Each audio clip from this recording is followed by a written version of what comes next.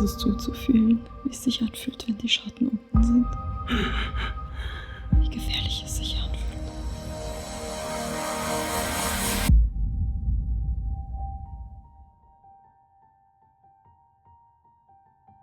Grundsätzlich habe ich mit 8 Jahren schon mit Leistungssport begonnen, damals als Schwimmer, und bin dann über einige Stationen, unter anderem auch über Triathlon, zum Radsport gekommen. Zum einen war der Leistungssport und die Rennen ab 600 Kilometer bis halt 3.000, 4.000 aufwärts. War eine Möglichkeit, wie outzuspacen und nicht fühlen zu müssen. Bis dahin dachte ich halt, dass ich diese Highs und Lows, die krass nach oben gehen und krass nach unten gehen, nur erfahren kann, wenn ich an meinem Limit bin. Durch die innere Arbeit habe ich jetzt erfahren, dass es halt auch an einem Tag so sein kann, wo man nur zu Hause ist, vielleicht auf der Couch sitzt, in die Luft schaut, und gleichzeitig kann es in einem so krass sein und es kann in einem so viel passieren, dass der Tag so gefühlt wirkt, als wäre man 500 Kilometer durch die geilste Landschaft gefahren.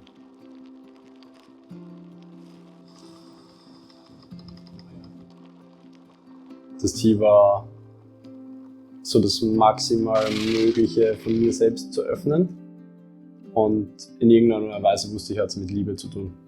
Und was ich jetzt schon gezeigt hat, dass es mir einfach riesen Angst macht, weil es wie halt durch den Leistungssport nicht möglich war, alle Teile von mir zu zeigen und mich verletzlich zu zeigen und auch soft.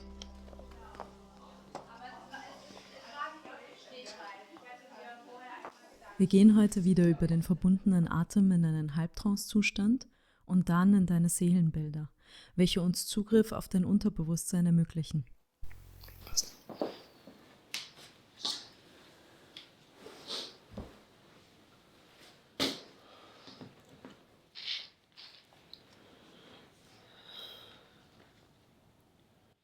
Genau, und dann nimm ein paar tiefe Atemzüge. Also es hat sich sehr aufregend angefühlt und auch scary und risky, mich vor der Kamera so offen wie es nur möglich ist zu zeigen.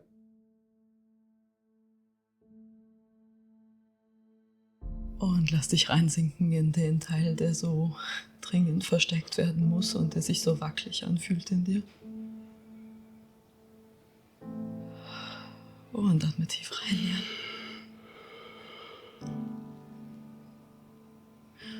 Und was ist, wenn du dir heute die Erfahrung schenkst, dass du in einer Begegnung bleiben kannst? Und es nicht bricht, wenn du dich so zeigst? Was und wie viel ich von mir verstecke und weshalb. Und größtenteils einfach meine Liebe fürs Leben, aber auch für Menschen. Und die hat sich bis jetzt verdammt gefährlich angefühlt, die vollkommen zu zeigen.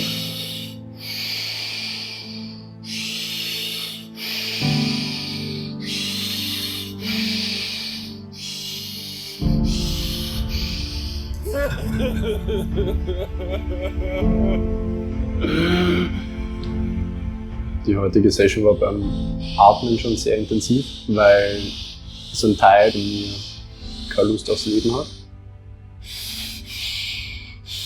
Und das hat sich angefühlt wie ein Kampf gegen diesen Teil die ganze Woche lang. Und die Momente, wo wie diese Wellen kommen sind an Emotionen, waren die Momente, wo ich es geschafft habe, dass ich wirklich reinschaue. Weil es so lang wie contained ist in einem, kommt das halt dann dadurch krass hervor und wird in aller Heftigkeit spürbar.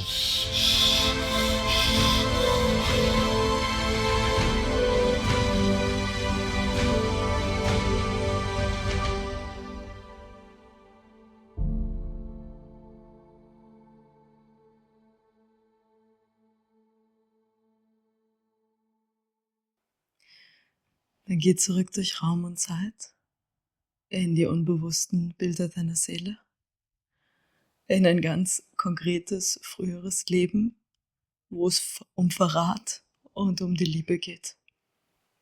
Ich kann auch nicht viel erkennen. Es ist ziemlich dunkel. Es war so ein Mini-Dorf, wo ich mit meiner Frau gewohnt habe. Und super simples Leben. Sie steht in der Küche und bereitet gerade liebevoll das Essen zu. Ja, beschreib, was du siehst. Wie schaut sie aus? Wahnsinnsaugen. Schaut sie dich an? Ja. Was liegt in ihren Augen? Zum einen ganz viel Liebe. Und ich habe das Gefühl, dass wir versuchen, wie alles zu geben, weil nicht viel Zeit ist. Weil ich einen Pakt geschlossen habe, eine gewisse Zeit alles rauszuholen aus meinem Leben. Ja. Dafür so intensiv wie möglich leben zu können. Und das eingetauscht gegen Lebensjahre. Weiß sie das?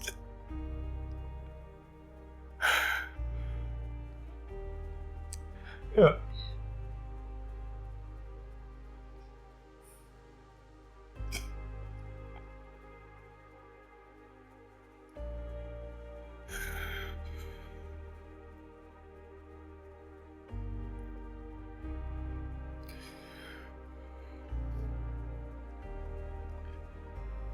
Ich gehe jetzt zu ihr hin und gebe ihr einen Kuss und umarme sie ganz fest. Fühlt sich das an, wenn deine Lippen ihre berühren? Magisch, heilig und fühlt sich nach Verschmelzung an. Ja. Und im Hintergrund schwirrt aber so mit, dass es nur deshalb so intensiv und schön ist, weil wir wissen, dass es nicht für immer ist. Ja. Gut, und dann atme auch hier nochmal tief durch. Und löst dich aus diesem Moment und lass die Zeit jetzt ein wenig weiter vorlaufen. Und im nächsten Schritt ist dann deutlicher geworden, wieso. Und zwar, weil meine Frau eine Krankheit hatte und ich, um das zu verhindern, eine Heilerin versucht habe, mich und meine Seele einzutauschen für ihre Gesundheit. Ich begrüße und will ihr in die Augen schauen oder schaue in die Augen. Und in dem Moment, wo der Blickkontakt entsteht, bricht alles in mir.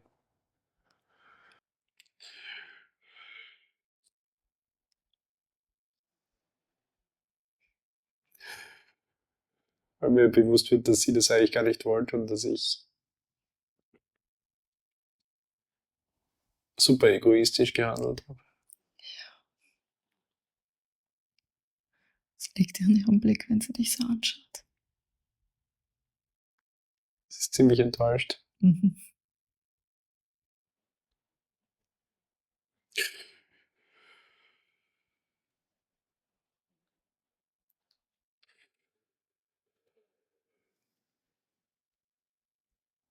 Sie kann gerade den Blickkontakt zu mir nicht halten. Und du?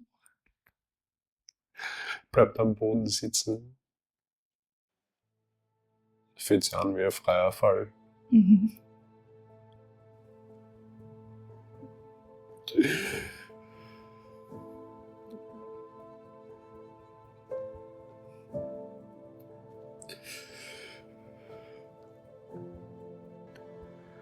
Spür, wie sich das anfühlt. Und löse dich dann, wenn du soweit bist, aus den Bildern und Eindrücken aus dem Leben. Und spür einfach noch nach.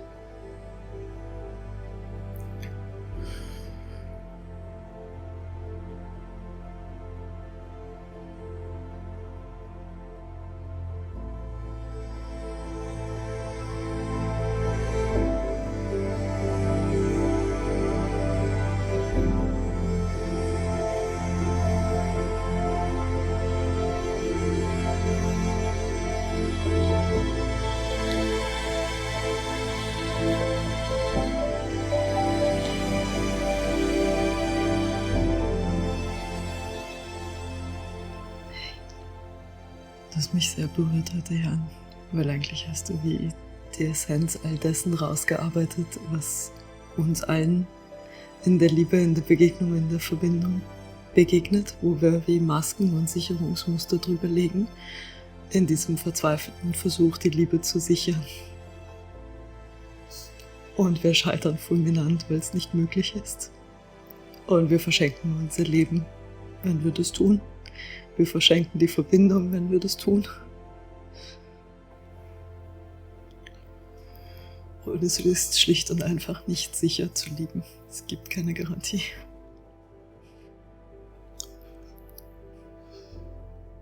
Es war krass zu sehen, was man dafür geben würde. Ja. Dann ist es ganz klar, dass du das wie zumachen musst, weil du setzt wie dein Leben aufs Spiel damit. Also in deiner inneren Wahrnehmung, wenn du dich einlassen würdest. Ja. Lass es einfach mal wirken für einen Moment. Ja? Da war viel dran für dich.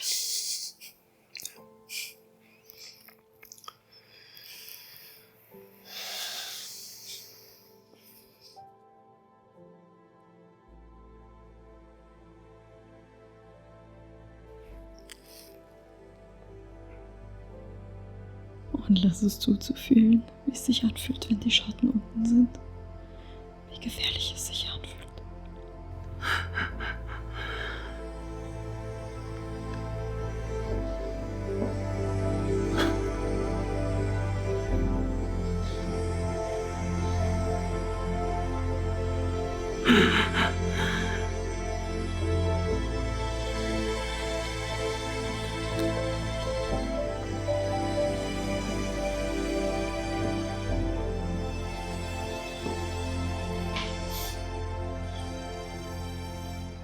Dadurch, dass mir bewusst worden ist, dass mich selbst für die Liebe aufzugeben nicht die Lösung ist und nicht zu dem Resultat führen wird, das ich gern hätte,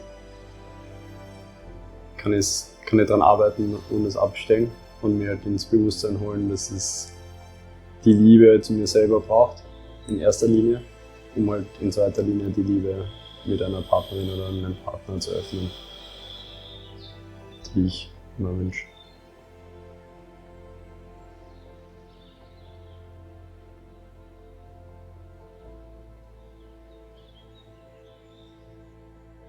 In Jan ist in den letzten Tagen sehr, sehr deutlich geworden, dass etwas in ihm wie nicht in tiefe Begegnung gehen kann und in tiefe Verbindung, wonach er sich ja eigentlich wirklich sehr sehnt. Dass er eigentlich glaubt, dass die Liebe nicht frei fließen kann, sondern dass er eigentlich konstant sein Leben dafür verkaufen muss, dass Liebe, dass Intimität, dass Partnerschaft existieren kann.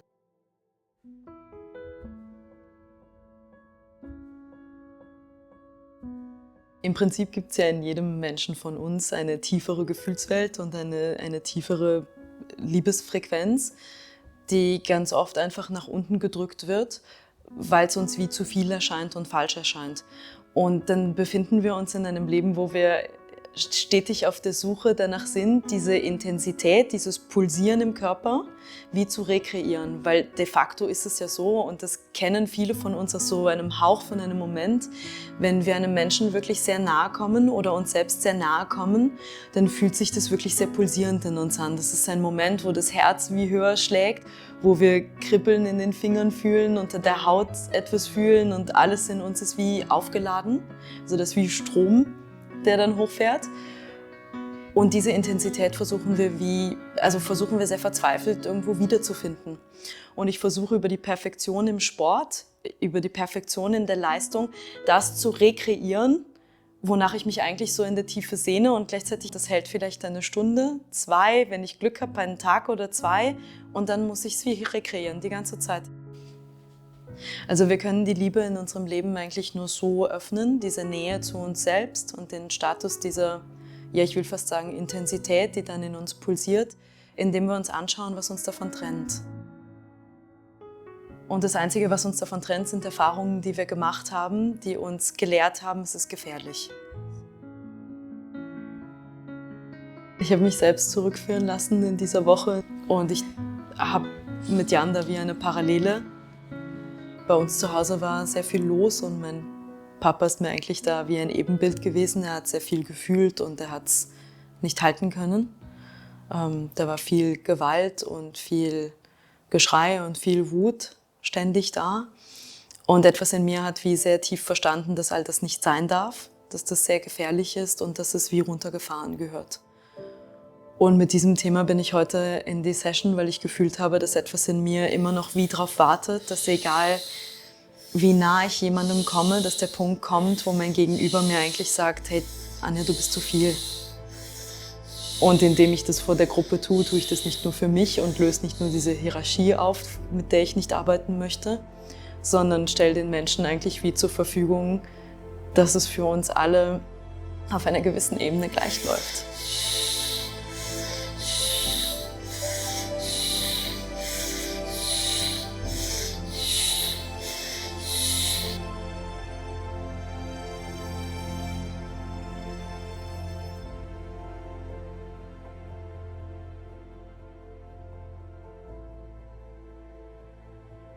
Es sind wie Zelte, große Zelte, und überall sind Fackeln außen angebracht und in den Boden gesteckt.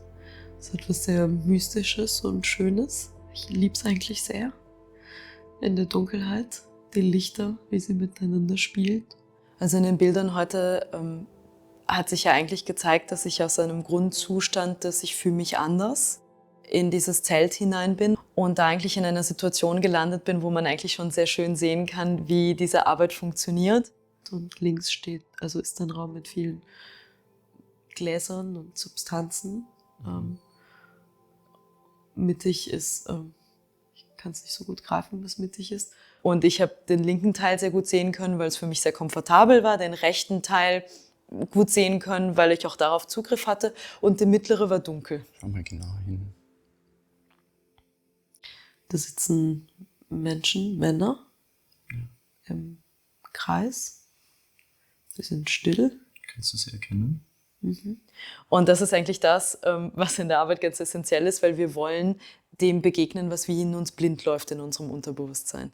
Und wir sind ja dann ins zweite Leben eingetaucht, wo eine wirklich sehr intensive Welle an Verschmelzen, Verbinden, an Lust, an Liebe, an pulsierender, verbindender Energie da war.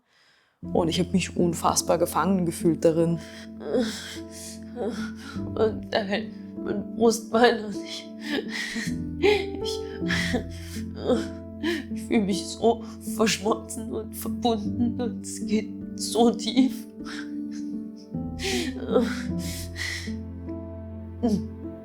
Und dann geht die Tür auf und ich höre eine Stimme, Männerstimmen, mehrere. Vielleicht auch Frauen, ich weiß es nicht, das sind viele Menschen. Und sie kommen wie rein und ich bin immer noch wie gefangen in der Welle und der Intensität von dem, was ich gerade erfahren habe, und komme wie nicht raus. Und sie zerren und ich bin gefangen in mir und in diesem viel in mir. Ich komme nicht raus. Nicht raus. Und jemand schreit. Ich weiß, dass die Worte mir gelten und ich kann sie nicht hören. Ich fühle mich gefangen in meinem eigenen Sein und in meinem Körper. Und das ist das Gefühl. Ich war gefangen in meiner eigenen Gefühlswelt. Und dann schaue ich auf mein Leben und habe halt die ganze Zeit gedacht, dass es eigentlich wie meinem Gegenüber zu viel ist. Dass diese Situationen mir in meinem Alltag passieren, weil mein Gegenüber sich denkt, die Anja ist halt einfach too much. Aber in Wahrheit habe ich wahnsinnige Angst, dass ich die Kontrolle verliere in dieser Intensität und in dieser Gefühlswelt und dass ich mir zu viel bin.